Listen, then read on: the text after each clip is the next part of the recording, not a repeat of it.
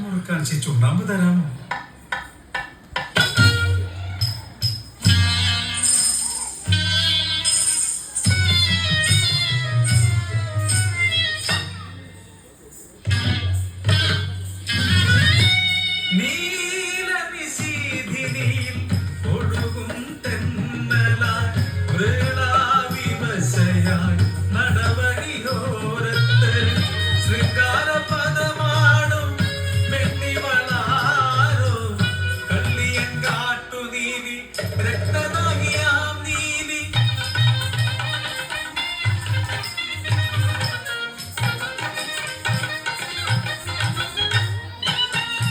അമ്പലമുറ്റത്ത് നിറദീപം പോലെ ചന്ദന കുറിയിട്ട പെണ്ണ്, അമ്പലവാസിയാം തേടി പെണ്ണിന്റെ പുന്നാരമോളവളിൽ നീതി.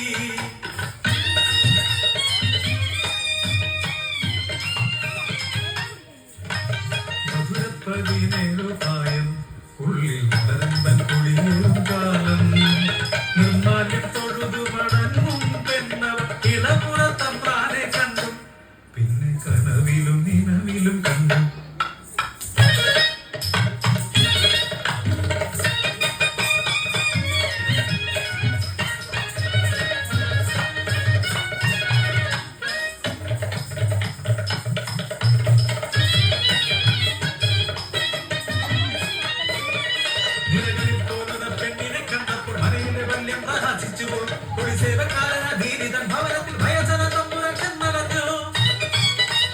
അമ്മയ്ക്ക് മനസ്സിൽ സന്തോഷം, പെണ്ണിനോ എരിപൊരി സഞ്ചാരവും.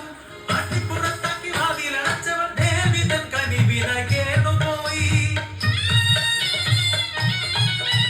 അരികുണ്ട പോലെ പുകഞ്ഞു പോയി തമ്പ്രാൻ, ഉള്ളിൽ പകയുടെ കനലെറിഞ്ഞു. മോഹിച്ചതെല്ലാം നേടിയ തമ്പ്രാൻ തന്ത്രങ്ങളെല്ലാം ഒതുക്കി. അത്താഴപ്പൂജ കഴിഞ്ഞ് പെണ്ണവളന്ന് നൈവേദ്യച്ചോറുമായിടവഴി താണ്ടി വിടണയും മുൻപേ പിന്നിൽ നിന്നാരോ കടന്നു പിടിച്ചു. എത്തിത്തിരിഞ്ഞവൾ കണ്ടു തന്നാനും ചിങ്കിടിക്കാരും, കുതറി മാറി ഓടിയ നീരിയെ വലിച്ചിരച്ചവർ കൊണ്ടുവന്ന് തമ്പ്രാന്റെ മുന്നിലേക്കിട്ടു. യാചിച്ചു കേണു കനിവിനായി ക്രൂരനാം തമ്പുരാൻ കേട്ടതില്ല. പാലക്കല്ലെടുത്ത് ആനടിച്ചാലെന്ന ഭാരം കാക്കുവാൻ എത്തോട്ടമാ. ശ്രീകോവിലിൻ മുന്നിൽ തല തല്ലി കരഞ്ഞവൻ ദേവിയെ വിളിച്ചങ്ങലമുറയാൻ കഴിവുണ്ട തമ്പുരാൻ മനയിലെത്തി കാര്യക്കാരോട് കൽപ്പിച്ചവൻ. പാവമ പെണ്ണിനെ തിരുനടയിൽ വെച്ച് ആര്യവർ വെട്ടി കബന്ധമാക്കി. പ്രാണൻ പിടയുന്ന വേദനയിൽ പോലും നീരിതൻ മനസ്സിൽ പ്രതികാരം. നീറിയ ആത്മാവിവേദനയിൽ ദേവിതൻ തിരുമല ശക്തിയാ രക്തരക്ഷസായി അവളുണർന്നു കള്ളിയ കാട്ടു നീരിയായി. പാഞ്ചാവിൻ മുല്ലപ്പൂ പരിമളം പാലപൂത്ത സുഗന്ധവും മലയുടെ കിടിവാതിൽ തുറന്നു തമ്പ്രാൻ മുറ്റത്തു നിൽക്കുന്നു സുന്ദരി പെണ്ണ്. പതിമുത്ത തമ്പുരാൻ പുറത്തിറങ്ങി സുന്ദരിയോടെ അനുഗമിച്ചു. പാലമരത്തിൻ ചുവട്ടിലെത്തിയവൾ പൊട്ടിച്ചിരിച്ചു തിരിഞ്ഞു നിന്നു.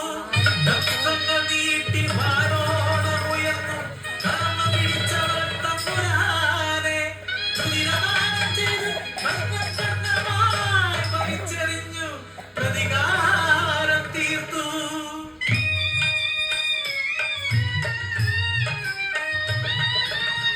പെണ്ണവൾ ദേവത സർവം ക്ഷമിപ്പവൾ, ഇടനെഞ്ചു പൊട്ടിയാലോ സർവസംഹാരക. ഇന്നും പെണ്ണ